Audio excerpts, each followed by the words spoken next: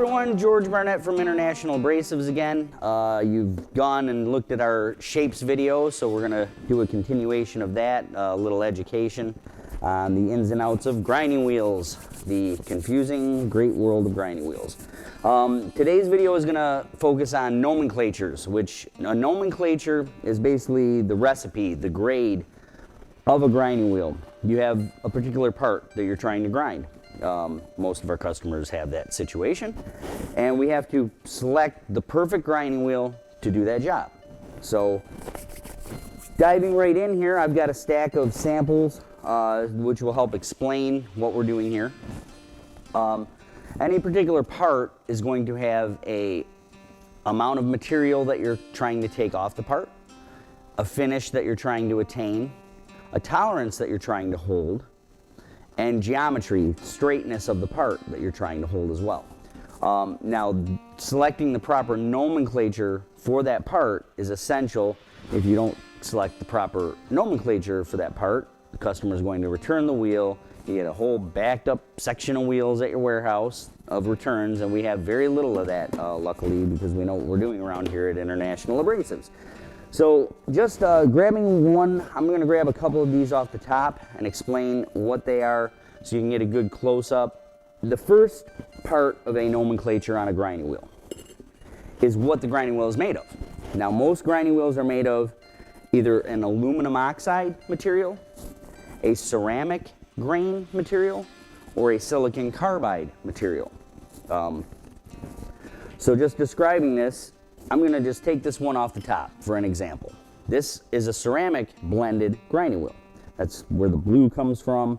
That's a fused, that is a silica gel, they call it, which is a more durable, sharper, faster cutting, cooler cutting version of aluminum oxide. Now, I don't want to talk in circles and get everyone confused too much, so we're just going to dive right into the recipe of this wheel.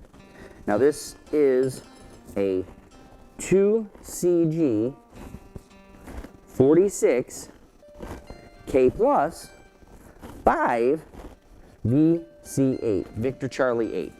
Now this is a 2CG, which anyone at International Abrasives knows is a 20% ceramic content, 80% white aluminum oxide. So that's what the 2CG. A 3CG would mean 30% ceramic, 70% white. A 5CG would mean 50% ceramic, 50% white aluminum oxide. Now the next number, this is grain type.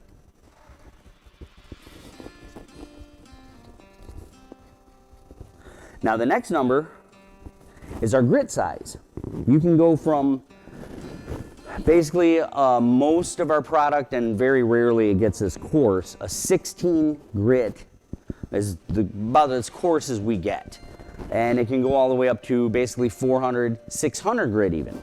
Now you take this wheel underneath this one that we just went through on here, and this thing is porous as heck. But it doesn't necessarily mean that we used a more coarse grain. This is still a 46 grit, but it's that coarse. So which I'll explain that in a few minutes, how we get that porosity in there without having to go a coarser grain.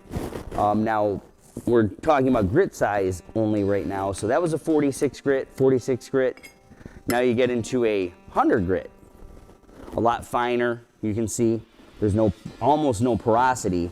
That's for when you have to hold a sharp corner. You can't have a radius on the part. This is an 80 grit, which is a hair more coarse. So it basically goes 16, 20 grit, 24 grit, 30 grit, 36 grit, 46 grit, 54 grit, 60 grit, 70 grit, 80 grit, 90, 100, and typically your 70s and your 90s are blends. To get a 70, you'd basically take half of 60 grit, half of 80 grit to make a 70 grit. To make a 90 grit, you take half 80, half 100. Now, you can see how fine they get. This is a 120 grit, which is even finer than the 100 grit that I had. So it goes up and up. You know, the coarser the grit, the smaller the number. The higher you go in number, the finer the grit. So that's our second part of a nomenclature, is grit size. Pardon me for my second grade handy work there. Now the next section is, you see this is this wheel here was a, oh, there it is, was a K plus. Now that K refers to the hardness of the wheel. Now the hardness of the wheel is determined by the amount of bond ratio to the amount of grain that is put into a grinding wheel. More bond will make a harder wheel. More grain will make a softer wheel.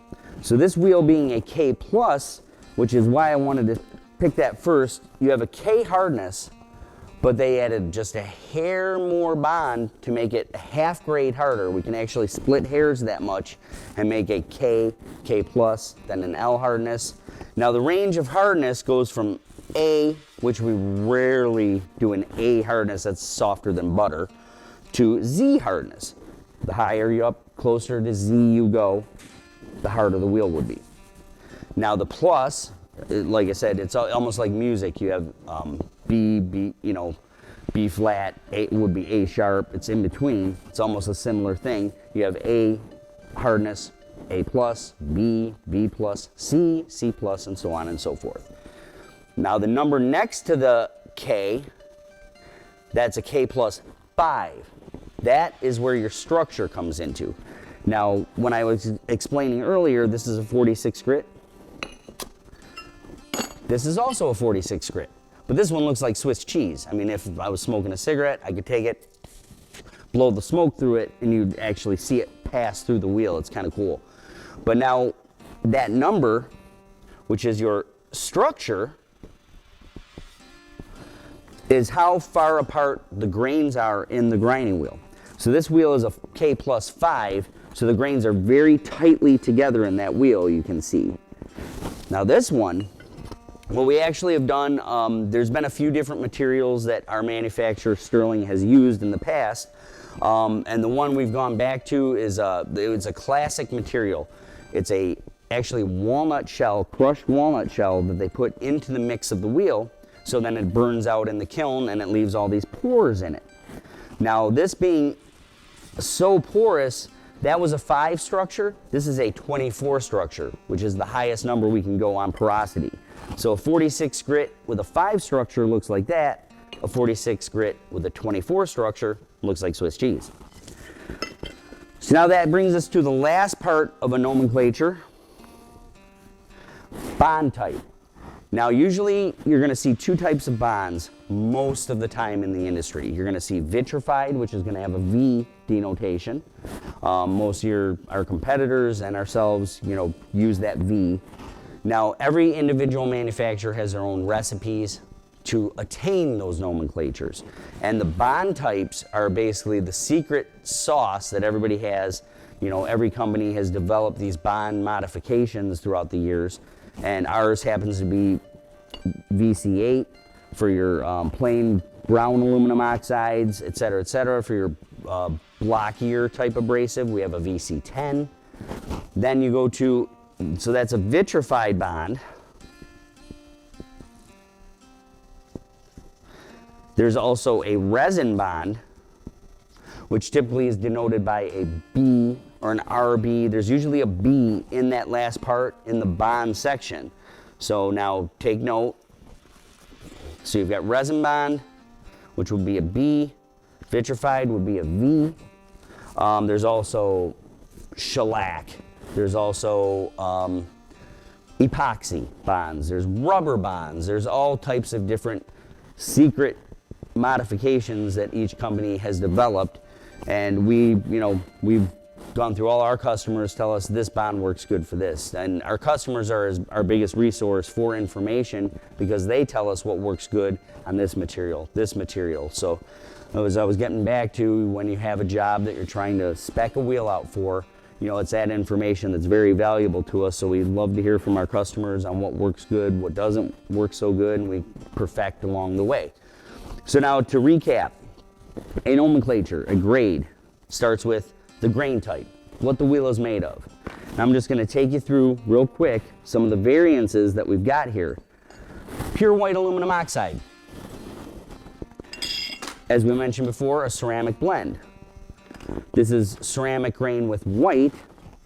This is ceramic grain. This is one of my specials. Ceramic grain mixed with ruby and pink aluminum oxide. This works very well too with the porosity.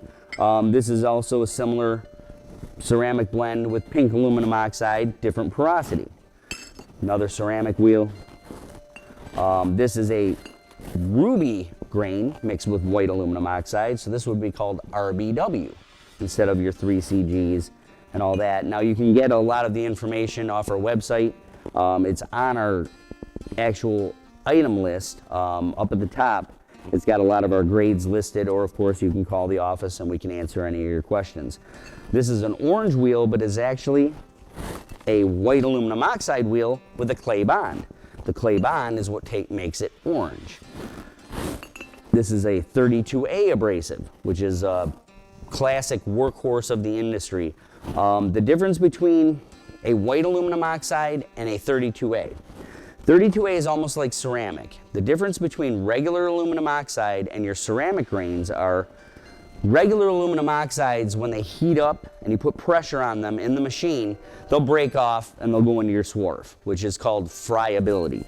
Now ceramic and 32A is a monocrystalline abrasive.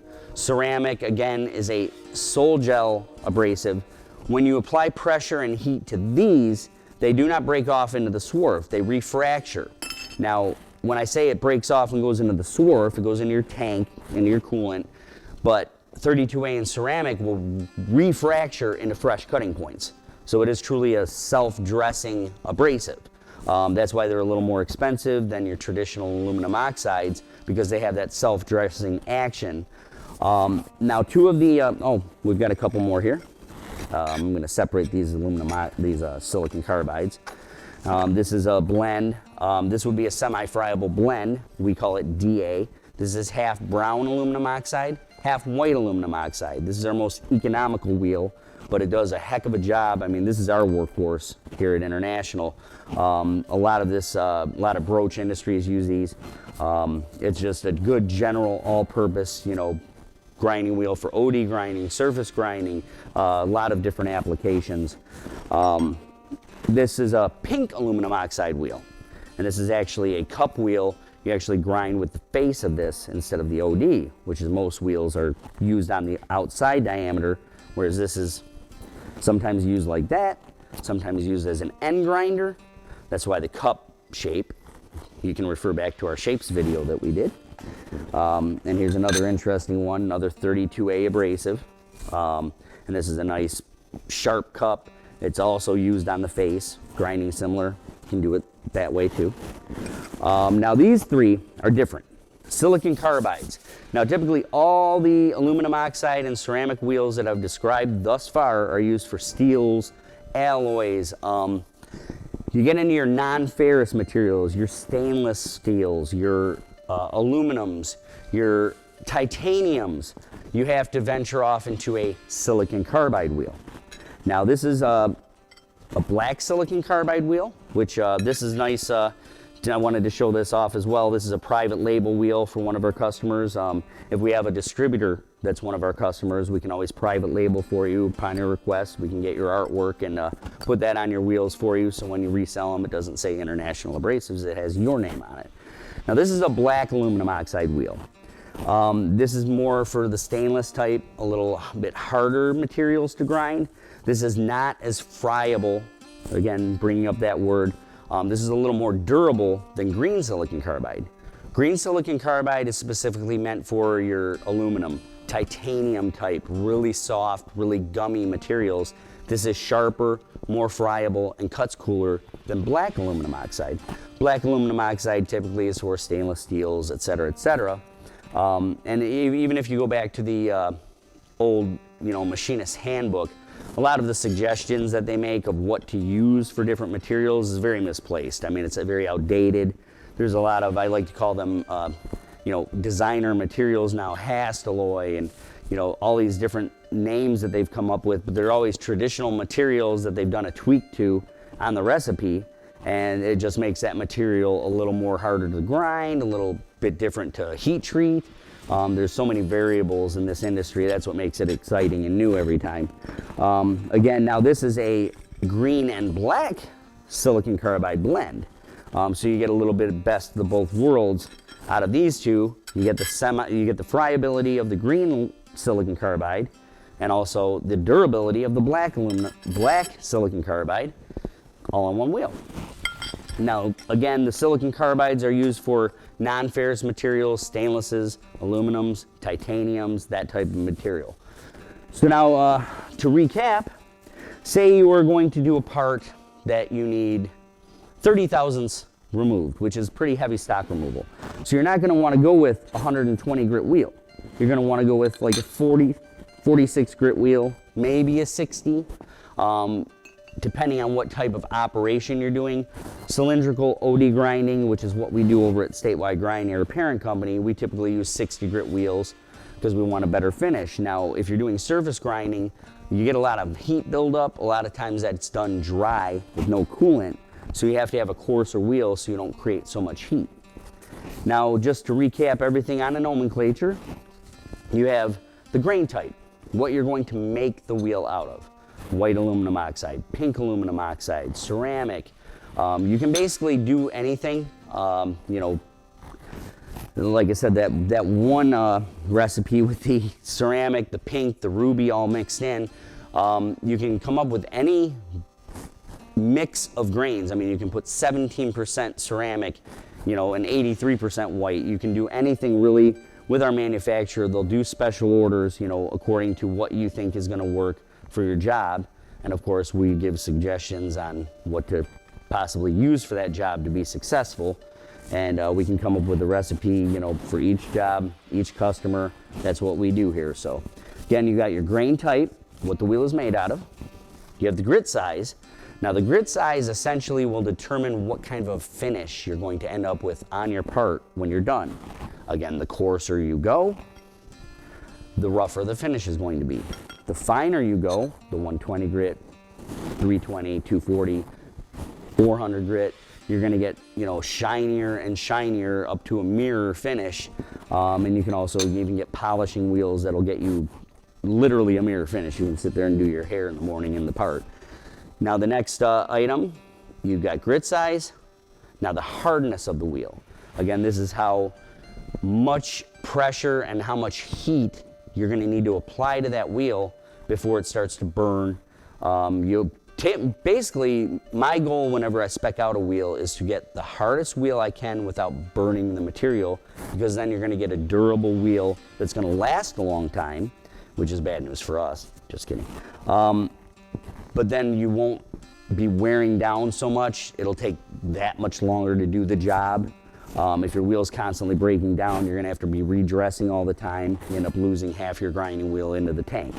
So you always wanna use as hard of a wheel as you can, because that'll also help you attain your size, your repeatability, your tolerances that you're trying to get on that job. Because a lot of the customers that we have are doing high production. They've got to do part after part. I mean, these things are whizzing in and out of there, and they've got a very slim margin of error on the size that they need to hold. So the harder the wheel that you have, the more apt it is to hold that size. So you've got the hardness, and the plus would be just a half grade harder than the K. Then this is an example. You can go, like I said, A to Z. The next number is the structure, how far apart the grains are. And a lot of that is determined when they make the wheel. They put the grain in, they put the bond in a mold, and then they press it. The press pressure will determine a lot of that structure, how far the grains go. The harder or higher the press pressure that they use, the more the grains are going to spread out. So again, that's hardness, structure, and last but not least, the bond type.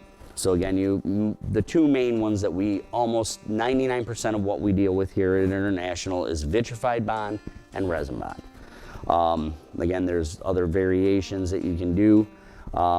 Frankly, I think anything can be done with those two bonds, and there's variances on those two bonds with our manufacturer. So now we take that upon ourselves. We expect our customers to call us and say, hey, I've got this job, what do I use? You know, and that's really what we do here. We take, okay, you're gonna need 32A, you're gonna need white aluminum oxide, you're gonna need ceramic. And sometimes we will even say, hey, we don't make a wheel that can work for that. You're gonna have to go to a super abrasive, a diamond wheel or a CBN wheel, a Borzon wheel, which we do not manufacture any super abrasives. We don't do diamond wheels, we don't do CBN, we don't even sell dressing diamonds really. So that's when we would unfortunately lose the business, but we're gonna suggest what you can do to optimize your production. Even though we don't get to sell you a wheel, we're still gonna give you the advice to get you there. You know what I mean? So again, take a look at this video whenever you need a reference. You can call us anytime for any questions on what to do with a particular job. That's what we're here for. And again, we have our shapes video now. So if you need a different geometry on a wheel, you can refer to that. And now if you need to select a wheel to do your job, you have this video on grinding wheel nomenclatures. Again, George from International Abrasives. I appreciate you listening. Hope I didn't bore you too bad, and hope to hear from you soon.